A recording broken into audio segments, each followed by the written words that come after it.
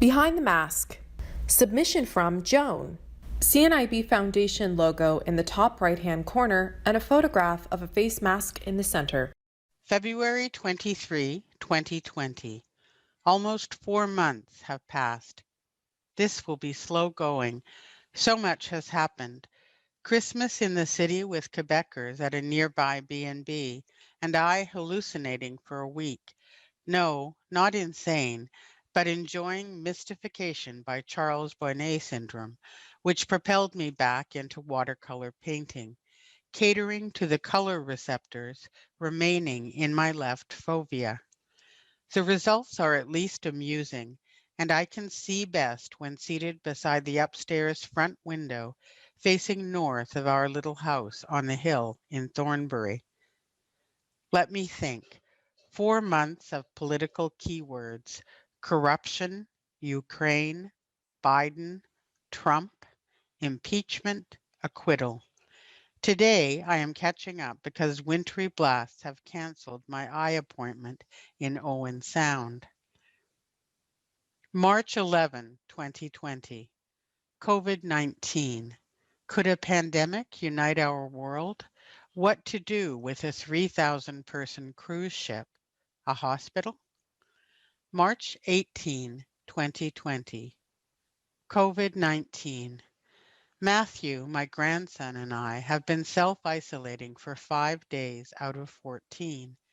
3 days in a row sitting outside in the sun, and a stroll by the harbor decrease the boredom.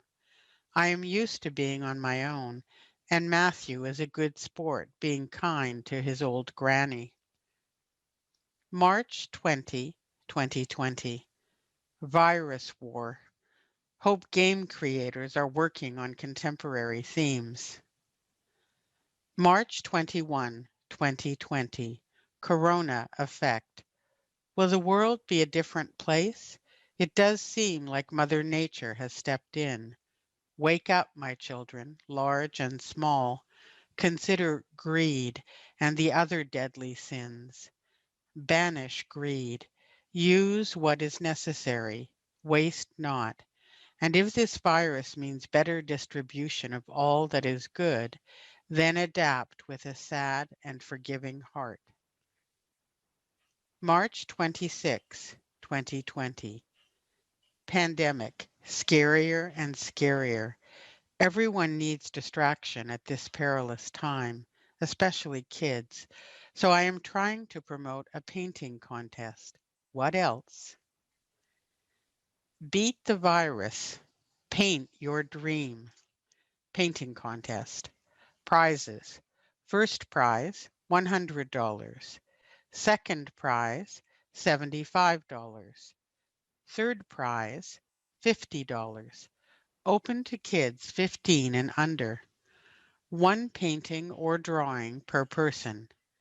Maximum size, 11 inches by 17 inches. Medium, watercolor, acrylic, pastel, crayon, pencil. Deadline, April 20, 2020. Awards, May 2, 2020, by e-transfer. 19th day of self-isolation. Matthew and I are coping. He does the shopping, food, pharmacy, little drives with Bluetooth music, solitaire, cribbage. Matt reads me Emily Carr's stories, for example, Clee Wick. My next eye appointment canceled because of virus. I see well enough to paint, badly, when the sun shines. With little to do but eat and drink, will we all gain weight? Especially in USA, where so many we see on TV are obese. April 6, 2020. Update re self-isolation. Inside your bubble or out, stay safe and keep your distance.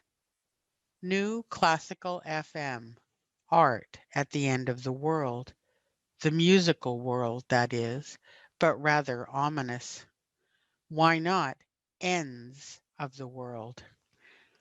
Time is of the essence, said Sherlock, and the pandemic is on, not handled well right now, except for Canada under Trudeau. Sounds like months of isolation rather than weeks, except talk on TV this AM about a vaccine. The currently on hold Ontario teachers strike main issue is online learning considered undemocratic. Now it is the future. As if big tech wasn't driving us crazy already. Maybe this is making me smarter, even at 93. The Queen, also 93, spoke on TV this AM, and she is no slouch. What can we best do to help mitigate this scourge? Religious people may see it as a major rebuke from God, Jehovah, Allah. It is hard to comprehend the damage done since January all over the world, and this side of the Atlantic in particular, following years of global warming, Trump's election, Me Too, impeachment of the president, and now a pandemic. Interesting film, Meet the Fockers, raunchy but meaningful with their circle of trust, bubble, comforting metaphors, except for domestic violence in a bubble for two. April 7, 2020. Coronavirus sends British Prime Minister to intensive care unit. Sunny, warm yesterday. Spring cleanup. Badminton in backyard. No school till September. I am fortunate to have my grandson Matthew's company. 3 weeks now of self-isolation. Like a fugue, our days flow. He 2 hours behind me until dinner time. Then we play our special solitaire and maybe watch a movie. Trying to do more Skype-like chats. April 10, 2020. Good Friday. Snow. What next? It is going to be a real test of character to get through this ongoing self-isolation. April 12, Easter Sunday. Get together on Zoom tonight, 5:30 p.m. Cloudy, 10 degrees. Thunderstorm, no showers, no flowers. More later. Handel's Messiah makes me cry. That poor man.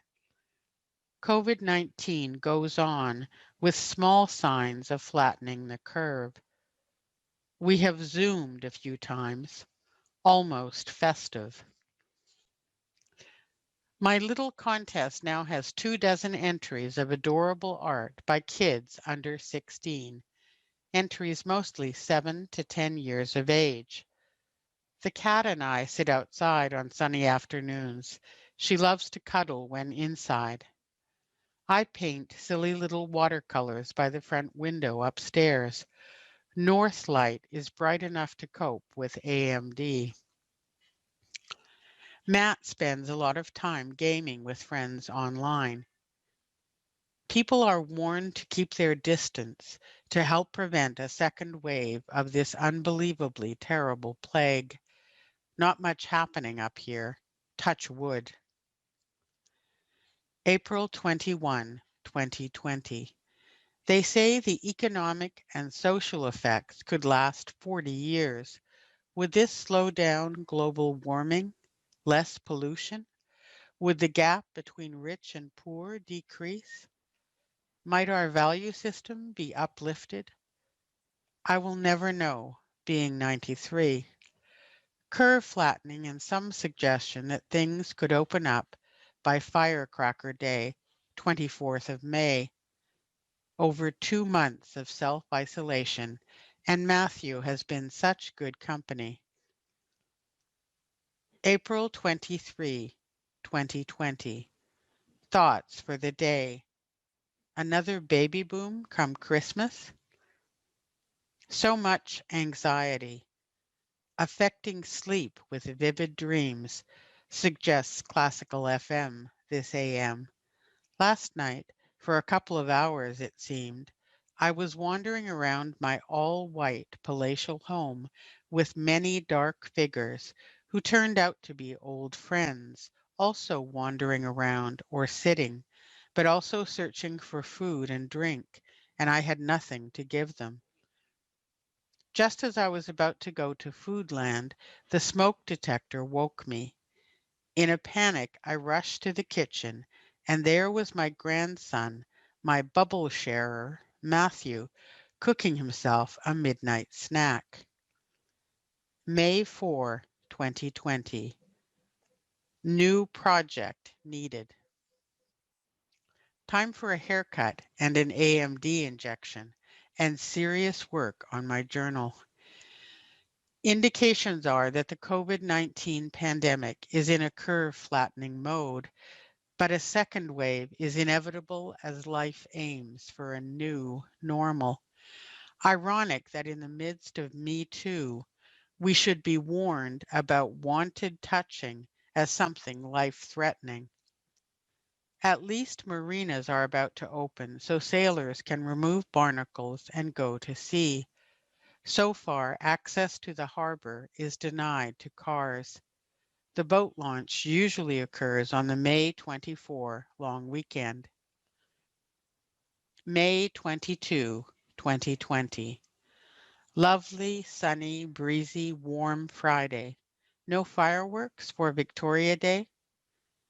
A few people commented on an old artist, so I added 6 more sketches. I get very down when not painting, and thank the Lord with enough light, preferably north, clean, cool, and bright, I see fairly well. At least I have a valid excuse for aesthetic errors. June 7, 2020. By the Bay. An afternoon drive yesterday revealed barricades all along our favorite picnic area, although tables remain. Boats fill the harbor, and out in the bay, one white sail flies. Almost 3 months of coronavirus have people restless and depressed.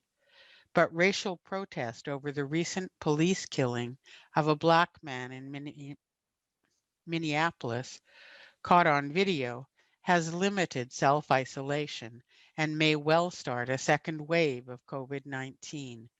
Can we cope? Racism must end. But how?